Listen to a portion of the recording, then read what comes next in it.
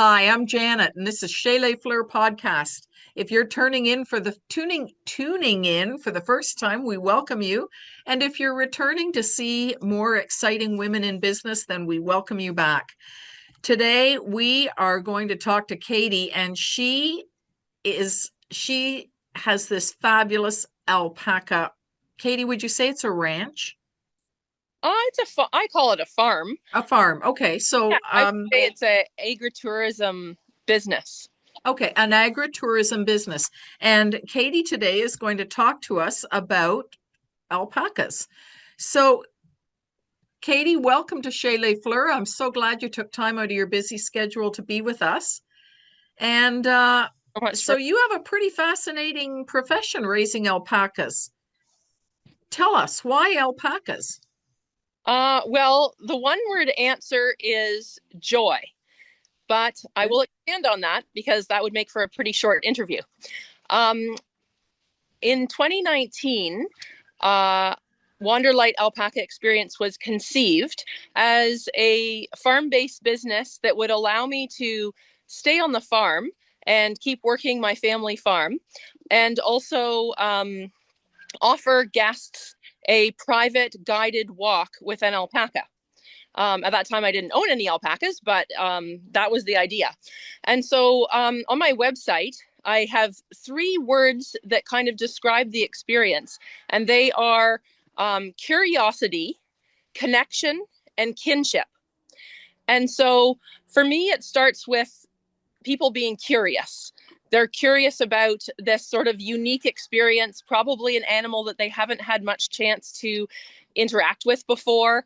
They're not exotic animals, they are domesticated, but, a fun, cute, cuddly animal. And so they're curious about a new experience, something fun to do with their friends or with their family. And then we come to connection, which is that they come out to the farm, they meet the alpacas, they get to learn all their names, and they get to choose which alpaca they're going to take out on a walk through the farm fields. So we put halters on them like Puck has here today and take them for a walk. And so the connection is definitely, of course, with the animal, that they're connecting with an animal. They're building trust with him throughout the walk.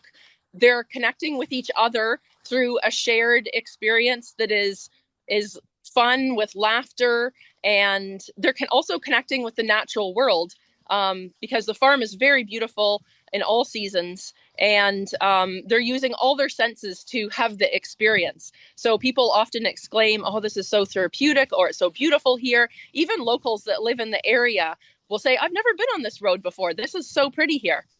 And then for me, the connection is also for me to connect with the community in terms of supporting, whether it's through like a formal partnership with other businesses, or just buying things from other businesses, sending my guests. Today I had a mother and daughter that drove from Richmond Hill to come and walk in Alpaca, and so saying, "Oh, you could eat here, or you could shop there, or have you heard about this other experience?" And so I'm often connecting people with Peterborough and the Kawarthas, to spend more time here and to enjoy it. And for me, I'm also, I guess the other point of connection is I really feel like I want to connect people with agriculture and with food systems, and with the idea of this area being rich agricultural land. And so to talk about agriculture with people as well. And so then the third point is kinship. It's a little more tricky to describe, I guess. To me, it's like my dream is that people come and experience joy, as I mentioned from the start. They experience wonder and awe and reverence, I would say, and this idea of connectedness that includes them, that everything, whether it's the wind or the leaves or the alpacas or each other, that we're all part of this one magical world, and that we can feel kinship with each other and with the natural world through this experience. Wow. Yeah. And what a beautiful part of the province to be able to do this in, because there are a lot of great, rich agriculture and farm experiences around here. My perception of alpacas is that they're very friendly. They're very personable. Tell me more about, because I don't know a lot about my perception is that they're pretty good natured, is my perception. So yes, you'll have to come out and visit them and meet them in person. But yes, they are very interesting animals. I've raised and been with lots of different animals over the years, and they definitely have their own personalities going on. They are very gentle. They're very, as you say, good-natured, especially when it comes to people, like they interacting with people. They're always gentle. Every week I have someone that will visit a child or an adult who feels a little nervous of them at first. They're a big animal, especially if you're a 4-year-old. And so at first they may be a bit hesitant, but as time goes on, it's incredible to watch the bond that forms, the trust that builds between the person and the animal, and see them reach out their hand for the first time to pet them or feed them the first couple treats and gain confidence. So yeah, they have a lot of natural curiosity. If there is something new out in the field, or if there's an open gate or an open door, they are definitely checking that thing out. They are somewhat aloof. Puck here is probably the most, I would say, cuddly one. In general, alpacas, they call them the arm's length animal, because out in the field, even with me, whom they've known for years, if I approach them and I don't have treats in my hand and I reach out to pet them, most of them will probably step away. And so they aren't snuggly, despite what they look like. They certainly are happy to be stroked on their necks and their shoulders. But they're not overly affectionate with each other. I always say they're more cat than dog. That they are very, I had someone this morning describe them as like being very centered, very, like they're calm. They kind of do the thing that they want to do, which is eat grass and walk along at a leisurely pace. And then with each other, they have a hierarchy, and they like their personal space, and they don't like to share. And so this is where the spitting comes in. One of the questions I guess get asked almost every day is, do alpacas spit? So yes, they spit at each other over food or personal space. And that's kind of like their way of saying to each other, okay, back off. This is mine. This is my space. This is my food. And then occasionally they have big wrestling matches, and they'll chase each other field, and they'll jump on each other, and they'll kick each other, and they'll make all the while the most horrific noise you ever heard. And it's quite startling, and then you get used to it. But yeah, so they're definitely individuals. Like they all have different personalities, different hairstyles, different names. And so it's been a real delight to get to know them. And I feel like I'm still getting to know them, even after all this. Yeah, that's neat.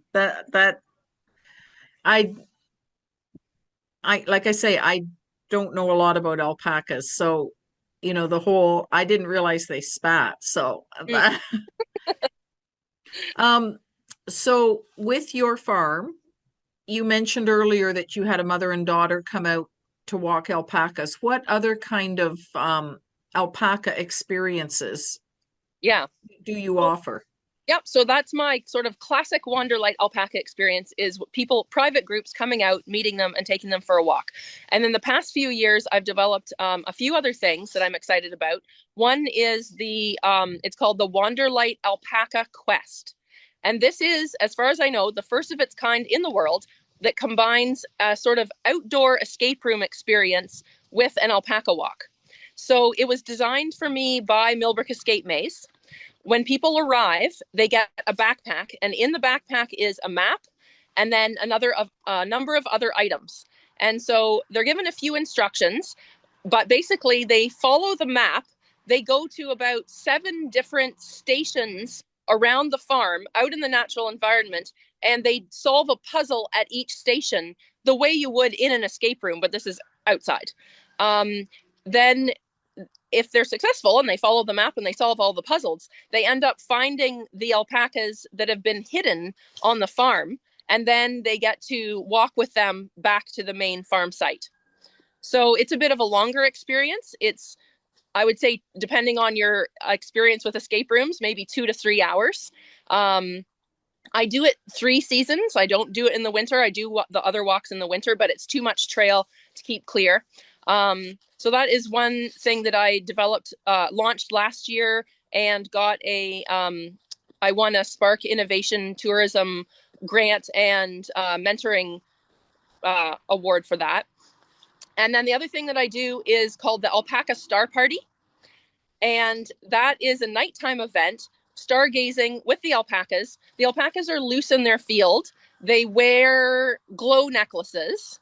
And I basically do a little talk about the night sky, the planets, the constellations, the asterisms. It's a kind of mix of mythology, astronomy, a little bit of astrology, and a chance to come out and see the stars in a very, like, there's not much light pollution here, so it's brilliant stars. Last year when I did it, there was even a bit of northern lights at the start. The coyotes all howled, and then we have there's a fire so people can have hot chocolate, and I do encourage participation too. So if people want to bring, a story from the stars or a poem or anything, then they're encouraged to do so. Now, it is very weather dependent, obviously. So even though I plan them and people book them, if it's cloudy, then I don't hold it. So those are 2 other things. There's a couple other projects that I have on the go. One is something that I started last year, which was printing a wall calendar. And so it's a calendar, it's on pre-order on my website. There's a different alpaca for each month. And I do that to raise money for the Yes Shelter for Youth and Families in Peterborough. So $10 from each calendar is donated. Last year I raised over $1,000 through selling. And then the final thing is something that I'm launching this year, which is an alpaca portrait project, where I'm commissioning different local artists to do a portrait of the alpacas. And then I'll have a collection then of local artist portraits that I can use on, because I've never had a retail aspect of my business. I've never sold like merchandise. So this way I can maybe create some things for people, mementos for people to take home, but it will be very meaningful because it will be a portrait of an actual alpaca that lives here by a local artist. So I've done one commission so far, and I unveiled it at my 5th anniversary party, but I haven't unveiled it on Instagram yet. So that is coming. So it's kind of, I'm excited about that project. It's going to be, it's going to be ongoing. Yeah. All of that sounds exciting. Yeah. Good for you. Tell us a funny alpaca story. Well, I think when I laugh at them the most are when they first get shorn. In the spring, they're this fuzzy, like long, like if you see Puck's head, their whole bodies have 3 to 4 inches of fiber. And then, one day they're just shorn, and they go from being big and fluffy to being like little, you wouldn't believe how small their necks are underneath all the fluff. And it's very funny because it's like they don't recognize each other anymore. And they kind of look at each other like, who are you? And apparently that's a very good time to introduce new alpacas into the herd, because they're kind of sorting everything out again after they're shorn. Something else that they love in summer is water. So they have a kiddie pool, and they'll lay down in their kiddie pool, and they'll also gather around, and like especially this past summer, I'll spray the hose, and they'll all come like kids in the sprinkler and let themselves get absolutely awful position, like trying to bump each other out of the way to get next to the sprinkler, because they just love the feeling of getting sprayed. So those are both funny kind of things that make me laugh.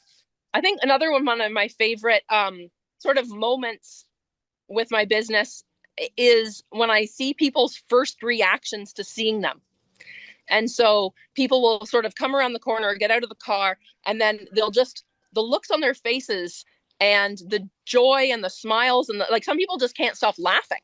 And then they'll turn to me and say, does everybody have this reaction? Like they are almost self-conscious of how delighted they are to see the alpacas because they're just so cute and so lovely. So that's always a favorite moment of mine, getting to see people's reaction, seeing them the first time. Well, you're right. They are cute. You know, they're friendly looking and they're cute. And so I can understand that. Yeah. Katie, I really appreciate you taking time out of your busy schedule to talk to us today. I could listen to alpaca stories all evening, but I understand they probably need food and things that need to get done around a farm. So I don't want to take too much of your time. One of the things we do at Chez Les Fleur is we finish off our podcast with some rapid fire questions. So if that's something you're up for. Sure. Okay. Okay, great. Let's get down to it. Okay, here we go. Coffee or tea? Oh, I guess I'll go with tea. That's a tough. I think they're all going to be tough. I'm going to say tea. Okay, gloves or mitts? Okay, so obviously outerwear is very important for me, and I often will wear gloves with mitts on top. Oh, okay. But if I was going to pick one, I guess I would say gloves. Beautiful. Pen or pencil? Oh, another hard one. It depends on the pen, but I'd say maybe mostly pencil. Okay. Dog or cat? Now that's impossible. I have one of each. I don't even know if that's possible to answer that. It's like choosing between your children. Well, I was going to say, okay. Or like when people ask me which my favorite alpaca is, and I can never answer that. The last one I think is probably going to be easy. Jays or Dodgers? Yeah, I think that one is, there's only one right answer to that one, right? That's correct.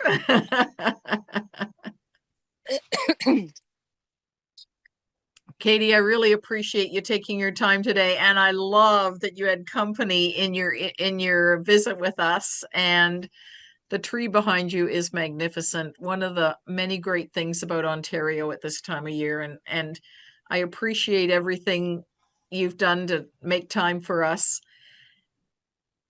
Always good to chat with you. Yeah, thank you so much for inviting us to come today, and it's a real pleasure. And I really enjoyed listening to your other, I listened to a lot of your past episodes with other people leading up to this for inspiration and ideas and of what, what it was going to be like. And so thank you for producing this series. I think it's just amazing. And it's so incredible to know the richness and diversity of the area that we live in, and to see all these incredible women just shining their light so brightly, and sharing it with the world. It's wonderful. And I feel very honored to have been here today. Well, I feel honored that you've taken time to be with us today. So thank you for that. If you're tuning into Chez Les Fleur for the first time, we welcome you. We love to talk to women that are doing great things in business, whether they're fighting in the trenches or whether they're accepting an award. It all is part and parcel of the challenges, the excitement, the adrenaline of being a small business owner. And we appreciate you watching our podcast today. And Katie, again, I appreciate you taking the time to be with us and arranging such a beautiful interview with your cohort there, and exciting things happening down where you are. And thank you for sharing all that with us. Yeah. We're going to sign off. We'll see you next episode. Thank you, everyone. Thank you for watching. It's Chez Les Fleur podcast.